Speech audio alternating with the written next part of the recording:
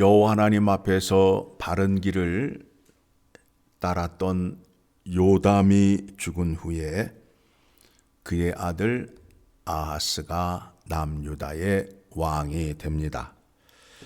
아하스는 역사상 가장 악하고 영적으로도 어두웠던 왕이었습니다. 그 가운데에 하나님의 은혜로 말미암아 남유다가 진행이 되고 약속하신 예수 그리스도가 이 땅에 오심을 말씀을 통하여 확인하기를 원합니다. 그는 다윗의 길을 버리고 바알의 우상들을 부어 만들었습니다. 그리고 이방 사람들이 인신 제사를 드리고 있는데 그것을 따라서 자기의 자녀들을 불에 태워 제사를 드렸던 아주 악한 왕이었습니다. 하나님이 제일 싫어하는 것이 무엇이냐 하면 거짓말하는 것과 우상 숭배하는 것입니다. 아하스가 우상 숭배를 함으로 인하여 하나님께서 그를 버렸어요. 유기하였어요. 내버려 두었어요. 그랬더니 어떤 일이 일어나느냐 하면 아람 군대가 쳐들어와서 남유다 사람들을 죽이고 또 북이스라엘의 왕 베가가 올라와서 하루 동안 12만 명을 죽이고 20만 명을 포로로 잡아가는 일이 생겼습니다. 하나님께서 은혜를 베풀어 주시사 포로로 잡혀간 20만 명이 다시 돌아오게 됩니다. 돌아올 때에 그들에게 옷을 입히고 먹고 마실 것을 주고 다친 자에게 약을 발라주고 약한 자는 동물에 태워서 여리고 성까지 데려다 주게 됩니다. 이 정도의 하나님의 은혜가 임하면 아하스가 깨달아야 할 터인데 오히려 더 악행을 행합니다.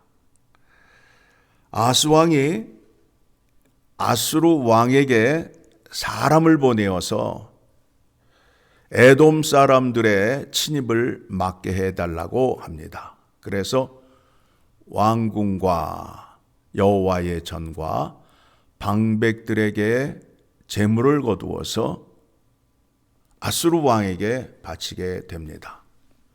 아수르 왕은 돈만 받고 남유다를 도와주지 않았습니다.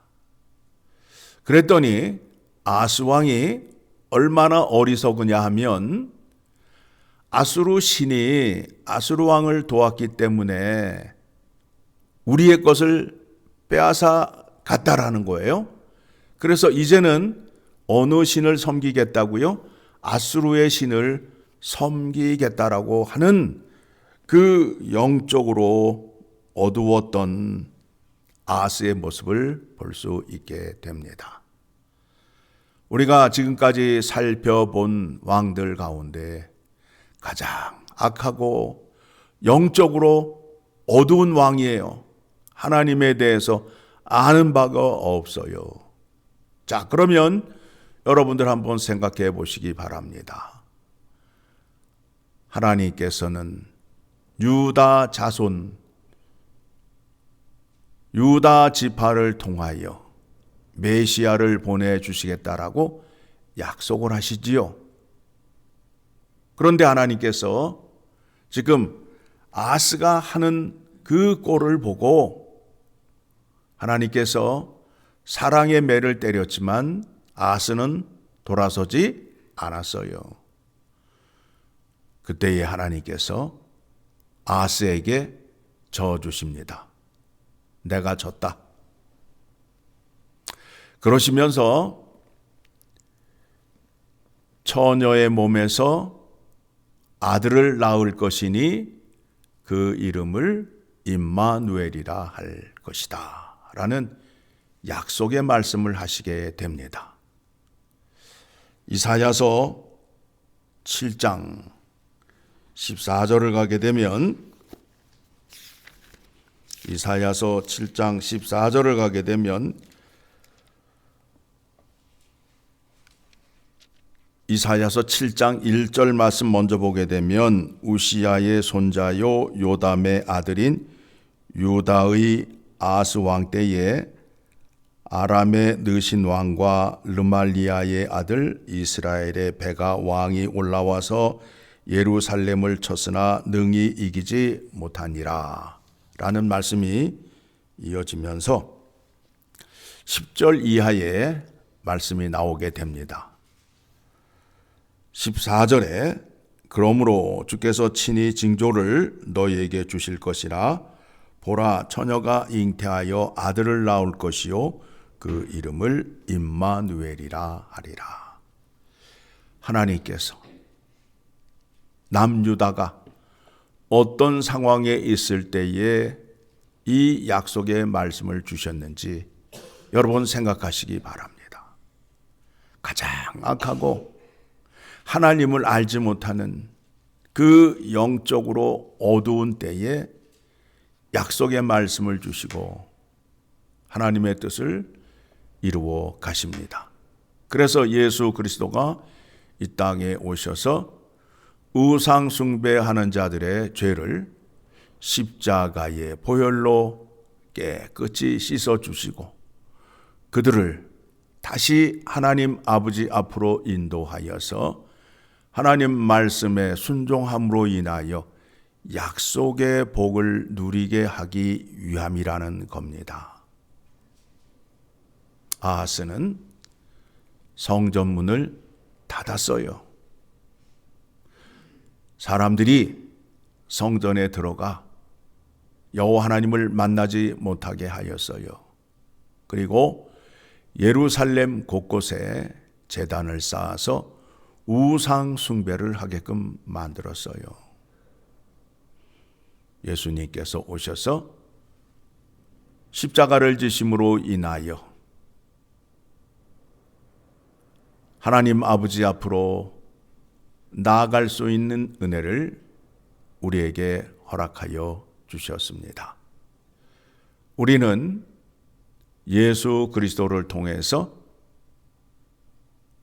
하나님 아버지 앞으로 나아갈 수 있는 큰 은혜를 허락받고 누리고 있는 자들입니다. 예수님이 성전이 되셔서 예수님 안에 누가 계시지요? 하나님이 계십니다. 그리고 예수님께서 영원한 대제사장이 되셔서 친히 우리의 죄를 사해 주시고 깨끗하고 거룩하게 해 주셔서 하나님 아버지 앞으로 나아갈 수 있는 길을 열어 주십니다. 그리고 우리가 드리는 제물은 영원히 썩지 아니하는 예수님의 십자가의 보혈의 피로 드림으로 인하여 완벽한 제물을 드릴 수 있게 되는 것입니다. 이와 같은 은혜와 영광을 우리에게 허락해 주시기 위하여 품 안에 있는 독생자 예수 그리스도, 왜 독생자라고 말할까요? 그 분만이 오직 하나님의 아들이로서 하나님의 영광과 하나님의 능력과 권능이 동일함을 나타내기 위해서 독생자 예수 그리스도라고 말하는 것입니다. 그 아들을 보내셔서 구원을 허락하여 주시고 은혜를 베풀어 주셔서 우리가 막혔던 그 성전을 하나님의 은혜 가운데에 언제든지 나아갈 수 있도록 예수 그리스도를 보내주신 것입니다. 오늘 말씀 통해서 확인하는 것이 무엇이냐면 인간이 얼마나 악한지 또 영적으로 얼마나 무지한지 확인하시고 그 가운데에 하나님께서 값없이 베풀어 주시는 그 하나님의 놀라운 큰 은혜를 확인하고 감사와 찬양의 자리로 나아가야 함을 깨달을 수 있어야 합니다. 하나님은 우리를 사랑하셔서 나의 자녀, 내 백성으로 만들어 주시기 위하여 예수 그리스도를 보내주셨습니다. 하나님 앞에 설 수 있는 자, 죄 없는 자가 설 수 있습니다. 그래서 십자가의 보혈의 피가 필요하고 또한 하나님 앞에 서기 위해서는 하나님 말씀에 죽기까지 순종하는 자가 되어야 됩니다. 그래서 예수 그리스도의 가르침이 필요합니다. 또 어떻게 섬겨야 하는지, 어떻게 순종하여야 하는지를 우리에게 보여주시기 위하여 예수 그리스도께서 친히 본을 보여주셨습니다. 여러분들이 믿음 생활 잘 하시기를 원하십니까? 예수님의 마음을 본받으시고 예수님께서 행하셨던 것을 따라 행하시면 그것이 하나님이 기뻐하시는 믿음이요 하나님을 기쁘게 한다라는 것을 깨달음으로 인하여 날마다 말씀에 죽기까지 순종하셔서 복받는 여러분 되시기를 간절히 소망합니다. 기도하겠습니다.